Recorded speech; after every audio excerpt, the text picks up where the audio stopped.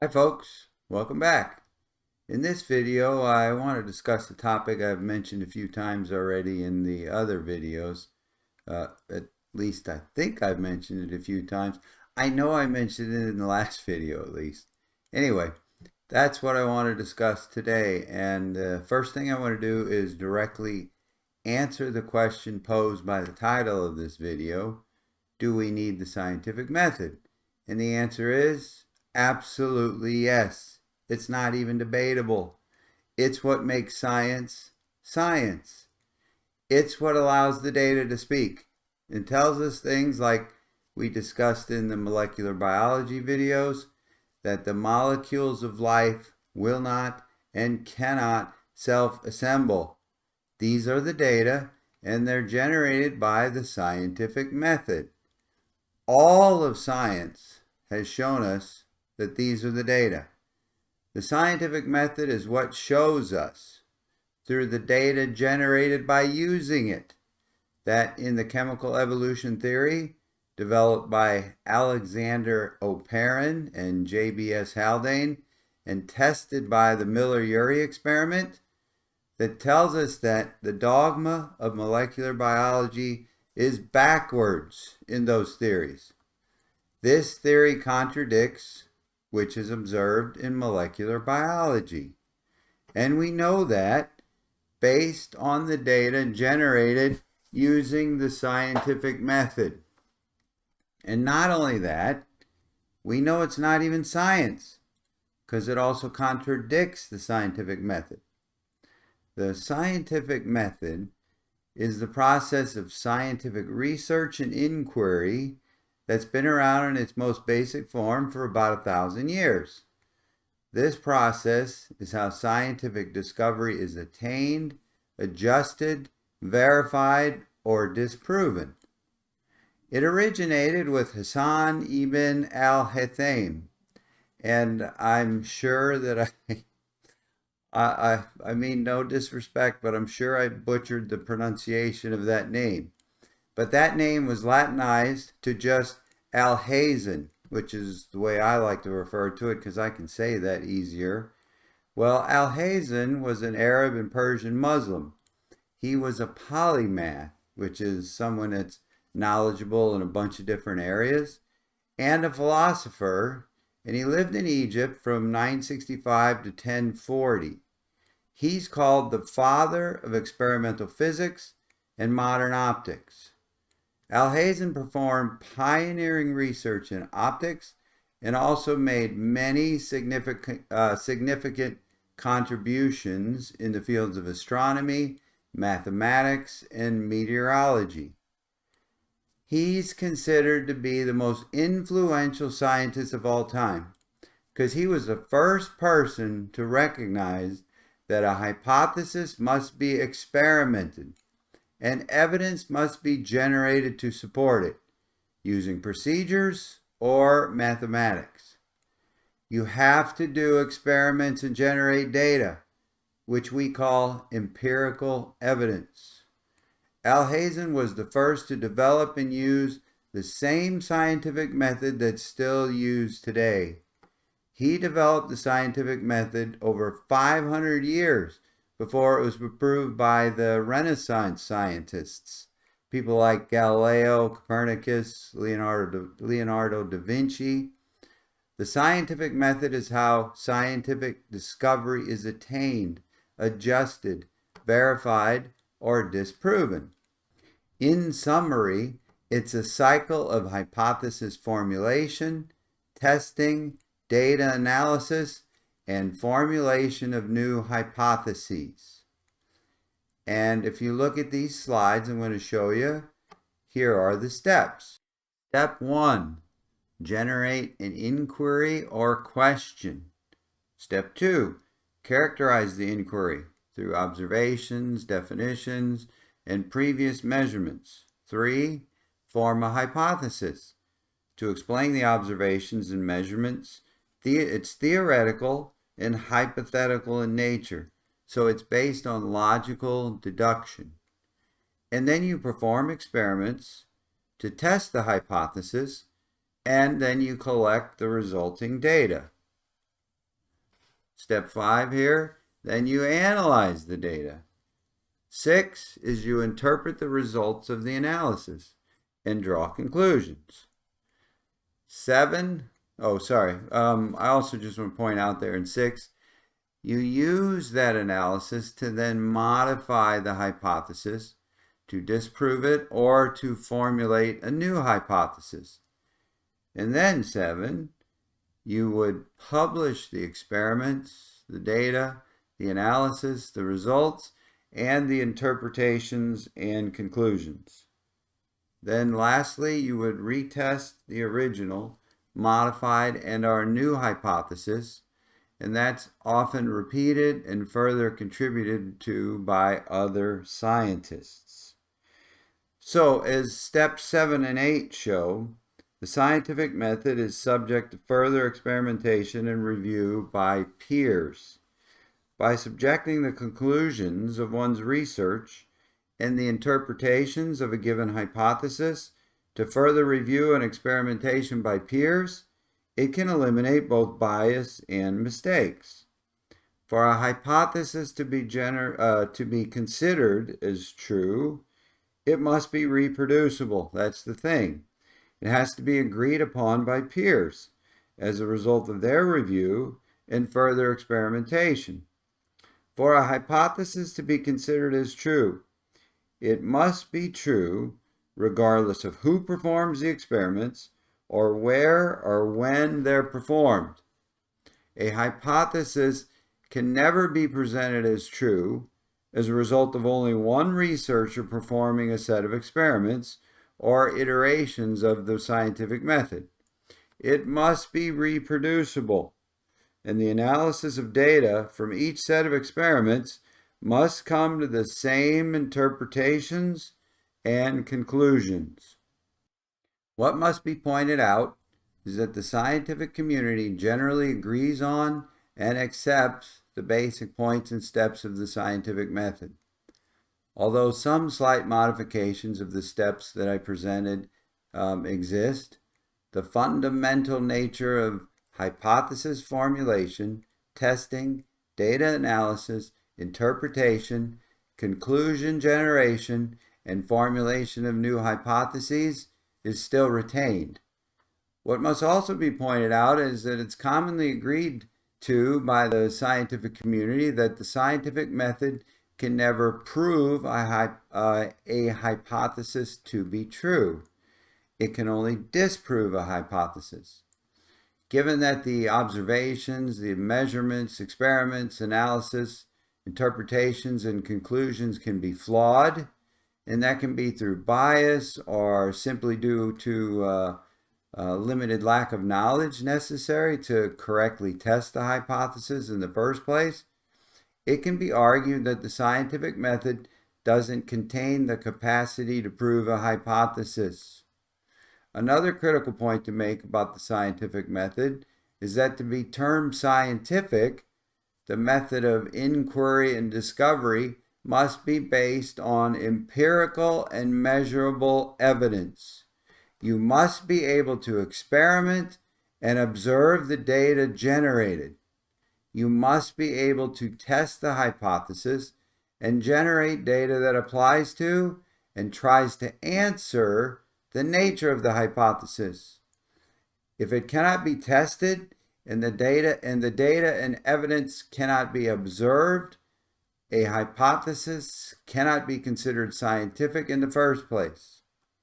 But what's amazing and what's a slap in the face of the accepted method of scientific inquiry and discovery is that the theory of evolution has been accepted as truth without being able to be subjected to the scientific method in the first place, without being able to generate empirical data to support it, and knowing that the scientific method is considered not to have the capacity to prove a hypothesis.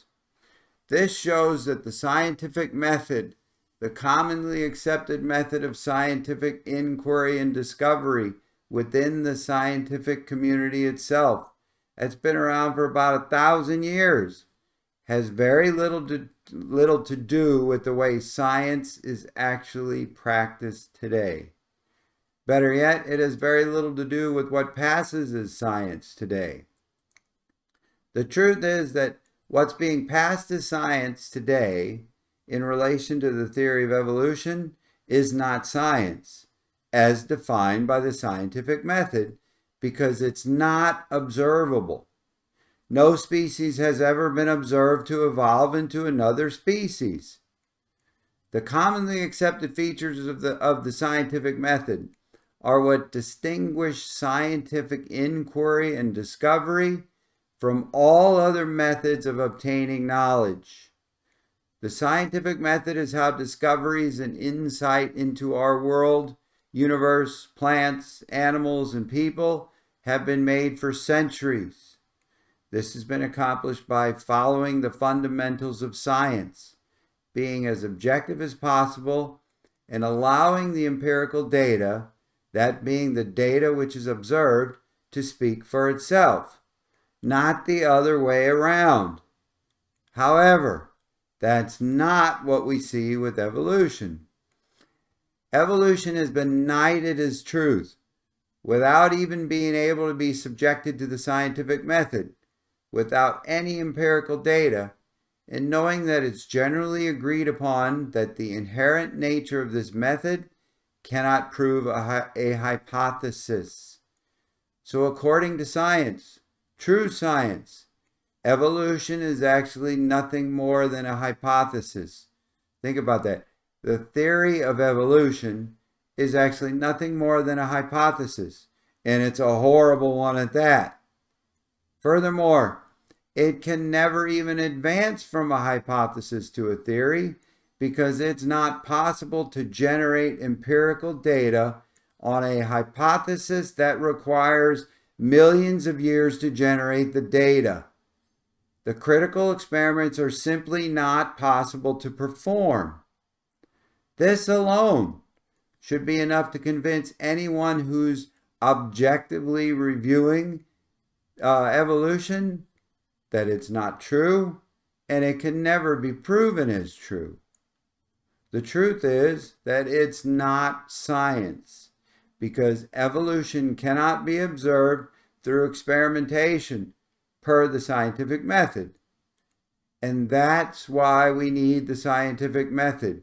It's what makes science science, which is why it should come as no surprise that the evolutionists are trying to get rid of the scientific method in our schools because it exposes them for who they are, pseudoscience filled with lies, misappropriation, and deception.